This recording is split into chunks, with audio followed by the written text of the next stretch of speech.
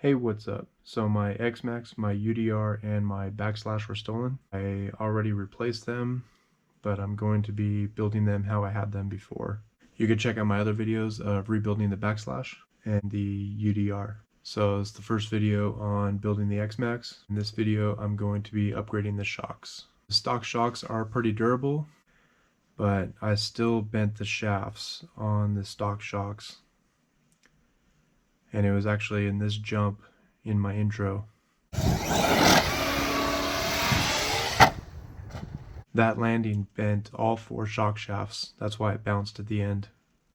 But I did have 50 weight oil at the time. And when I upgraded to the Dhawk Racing shocks, I used 40 weight. These are the shocks I'll be using. These are from Dhawk Racing. These shock shafts are way thicker than the stock ones, and I never bent one before. There is one issue that I did have with these shocks. The piston that goes up and down inside broke on these, on all of them. So the upgrade to fix that is use the stock piston and you drill out the center to make it fit the new shock shafts. These pistons are a lot stronger, and this time I will be using some 37.5 weight oil, and that is only because they were out of stock of the 40 weight.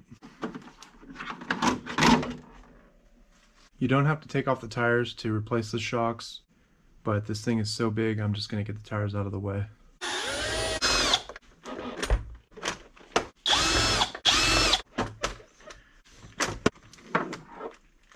I will first start with the shocks. These don't come with oil in them.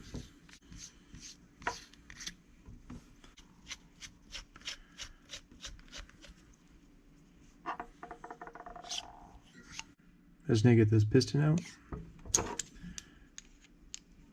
Just hold the shock shaft.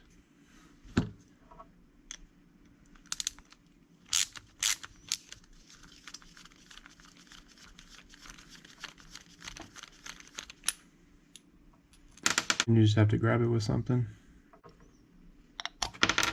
So these are the Traxxas pistons versus the Dhawk Racing pistons.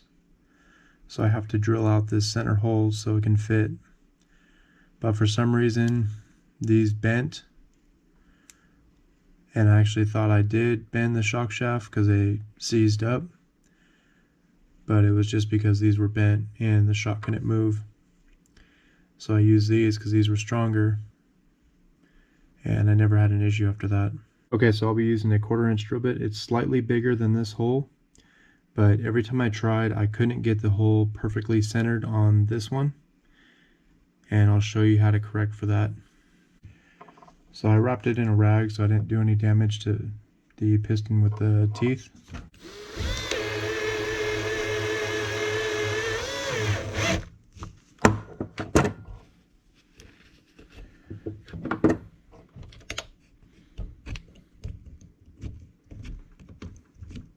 Okay, so I have that drilled out.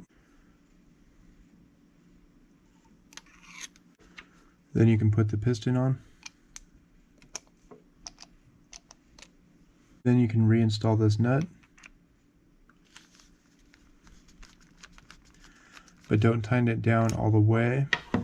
Then slide this all the way to the bottom. Hold your shock shaft so it doesn't move. Then I just use a long extension.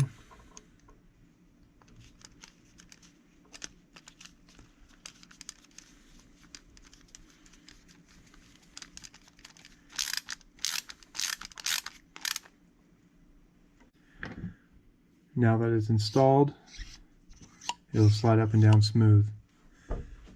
If you tighten it when it's at the top, it'll start to bind when you get to the bottom. So it's best to have it all the way extended, then tighten that nut up, and that way it centers it in that hole. And then it will be smooth. When you reinstall the bottom, make sure you use Loctite, otherwise it will come loose on you.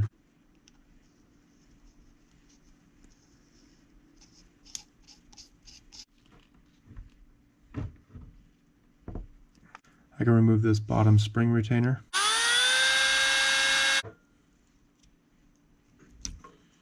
So I can go ahead and fill up these shocks. It should take about 1 ounce per shock, so I got the 4-ounce bottle.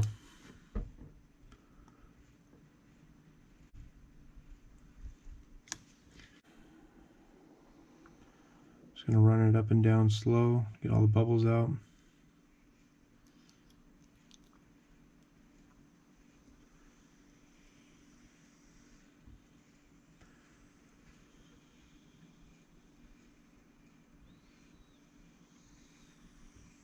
Just make sure the oil's all the way to the top when the piston is down. Then I can reinstall the cap.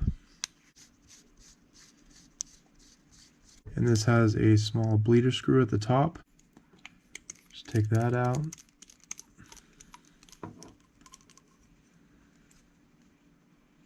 Then I'll go ahead and run the piston up, and a little bit of oil should come out. Yep. And just run that piston all the way to the top.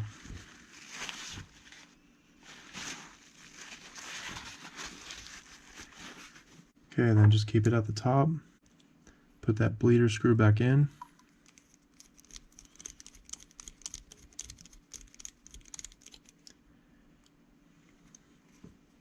And it's good to go.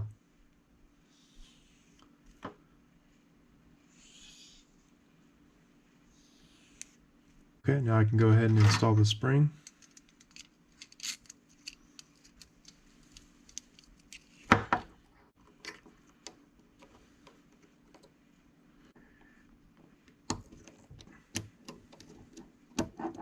And for the screw on the retainer, I'm going to go ahead and put a little bit of Loctite on there.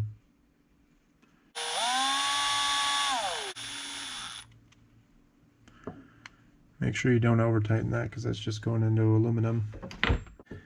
And this shock is ready to install. I'll go ahead and do that to the rest of the shocks. So I have the shocks assembled and they're filled up with oil. I'm ready to install them in there. Okay, these are pretty easy to install. There's a screw on the top. And then just push the pin through from the back.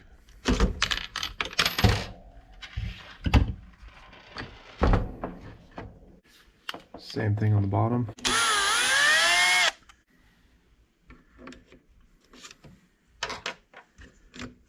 So here's the difference in the shocks. And you can see right here the difference in the shock shaft. I'm just going to adjust these so the spring tension is the same.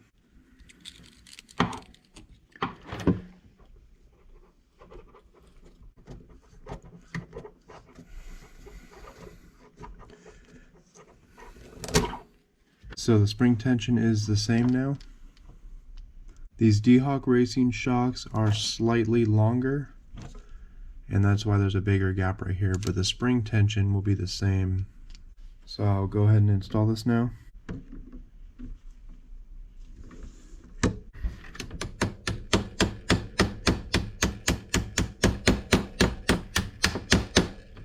And the 2 screws you pull out, make sure the shorter one goes on the arm and not on the shock tower.